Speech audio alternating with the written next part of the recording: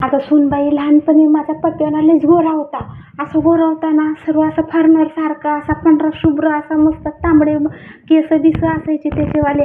आणि मग गल्लीतल्या लहान लहान पोरी सगळ्या मुलीच त्याच्या मैत्रिणी होत्या. काय बोलते, आता पण मैत्रिणी मुलीची असं. मग असू दे ना, मग काय झालं, मग कामाच्या ठिकाणी असतातच. ऐक, मी त्याचं लहानपणाचं कौतुक सांगते ना, तुला ऐकून घ्यायचंय की नाही. तर लहानपणी ना मग मस्त होतो, असा गोरा, असा जसा काही फॉरेनर सारखाच होता, असा गुब्बू गुब्बू होता मस्त. खायचा कमी तो, पण असं गुब्बू गुब्बू असा मस्त होता, मस्त तांबडे केस बिस असायचे त्याचेवाले.